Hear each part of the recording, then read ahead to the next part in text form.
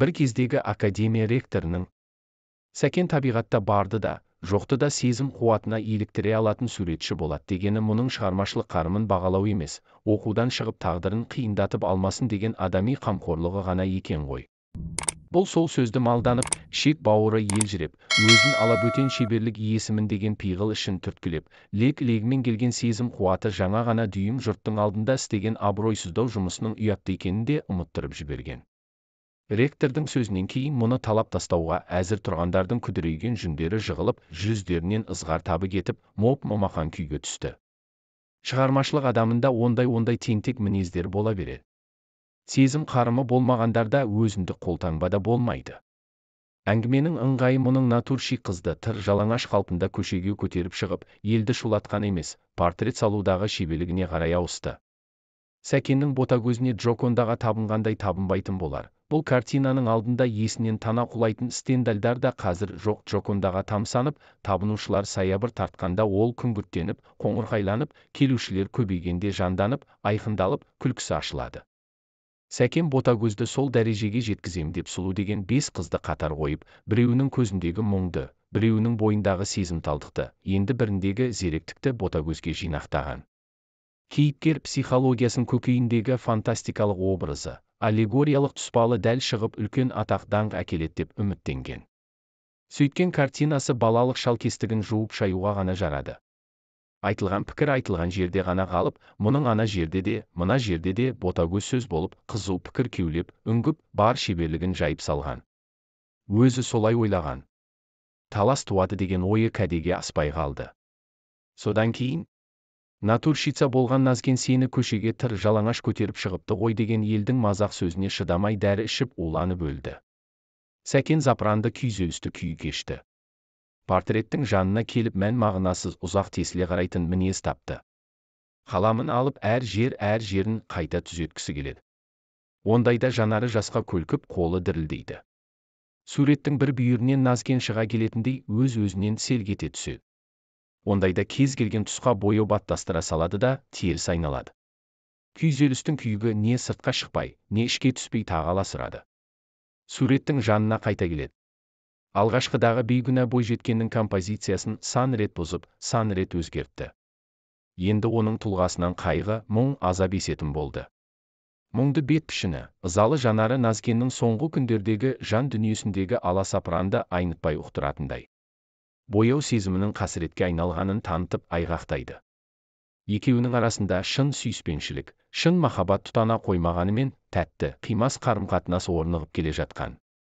Қимас, қызықты күндер еді ол кез. Назген мұны көргенде жанарында ұшқын ойнап, жүзі алабұртып, өз-өзінен көңілденіп сала беретін. Сәкенде іштей күткені, ойлағаны бола қойғанына жайдарланып, толғанысы шешілгендей болғанымен ойшыл, сырбаз кейіпке енетін. Қыз мені жақсы көреді, ол анық, ал менікі әуесқұмарлық емес пе осы деп сабырлы бейнесін бұзып алмауға тырысатын. Ұнаған қалпымды кіршіксіз ұстайын деп мінезін, әсершіл көңіл күйін тізгіндейтін. Мұнысы, әрине, Назгеннің қытығына тиеді. Бірақ өкпелемейтін де, бұртимайтын да. Ақылды қыз ондайда пайымды әңгіме айтуға кірісетін. Мені мектепте оқып жүргенімде әкем Ленинградқа ертіп барған. Сондағы Третьяков галереясынан Репиннің Иван Грозный мен оның ұлы Иван деген полотносын көргеннен кейін ауырып, ұзақ емделгенмін. Неге? Сәкен қыздың әсерленгіш жүзіне таңдана қарады.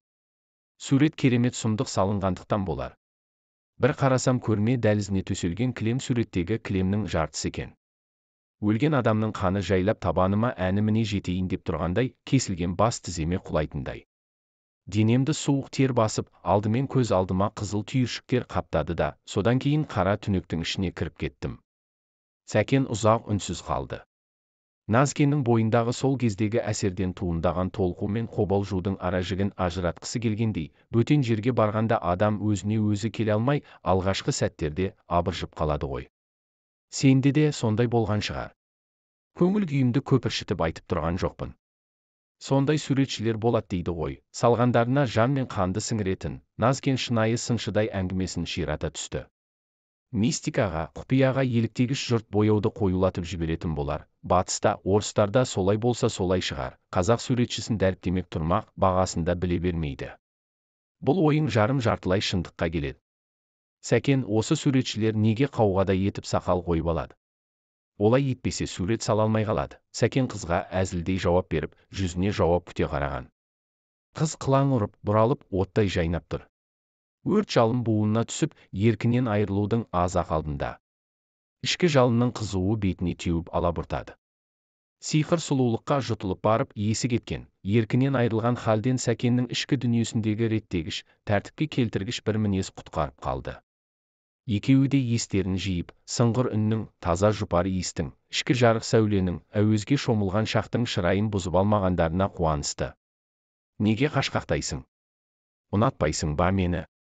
Сәкен өзін-өзі жек көріп, безініп кететін қылықтан аман қалғанына қуана тұрып, тіл ұшына оралған сұрақты қойған. Саған көлгірсіген мінез жараспайды. Сәкен, сен өзгешесің, ешкімге ұқсамайсың, тазасың. Мен сені сол үшін жанымдай жақсы көремін. Оның үстіне екеуміздің сүйіскенімізді көріп қойған атадан қатты қысылып тұрмын. Қай ата көріп қойған? Сәкен қызға таңдана қарады. Назген қабырғада ілулі тұрған Мұхтар Әуезов пен Орал Таңсықбаевтың суреттеріне имене қарады. Қыздың әдептілігі ішін жылытып, жүрегінде бір періштенің жымиғанын аңғарды.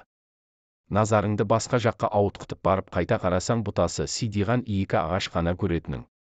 Тіршіліктегі қым-қиғаш қақтығыстар, ішкі күйзеліс тосын қолтаңба туғызғанын суретші ұқты. Ұлы өнерде үлкен жаңалық деп қабылданбағанымен өзгеше шеберлік екеніне имандай сенді. Жылжымалы көрмеге әкелгенде тағы да көңілсіз, мұңлы дүние ғой мынау. Қазір жұрттың көңілін көтеретін ажарлы туындылар ауадай қажет деп ұйымдастырушылар риза емес екендіктерін білдірді. Сәкен ой қиялындағыдай туындыны жұрт алдына көрсеткенде, жастар полотноның алдына байланды да қалды. Қыздар өз сүйіктілерін, жігіттер өз аруларын көргендей. Осынша шынайы сүйіспеншілік, шабыт қайдан келген? Махаббаттың бойтұмары секілді екен. Біздің курста оқитын бір қыз кеше осы суретті көріп, алғашында түсінбеген, содан тесіле қарап бір-бірін сағынысқан, бір-бірінен ұзақ уақыт адасып, ойда жоқта кездескен қыз бен жігітті көріп қатты толқиды. Жігіттің қимылдап, бұрылып келе жатқанын сезіп көзін жұма қойған. Содан ет жүрегі елжіреп, толқып сыртқа беттегенде өзінің бұрын көз жазып қалған адамын жолықтырып, бұл суреттің құпиясы, энергетикасы деп қайран қалуда. Осы суреттің алдына келгендер ғашық жандарына жолығады екен деп жастар лек-легімен келуде. Көрермендер риза. Пейілдерінде шек жоқ. Көптен бері дәл осындай қарақұрым жұрт жиналмаған болар. Тағдыры екшеліп, жігері құм болған шақта тылсым құдірет еңбегіне нұрын төкті.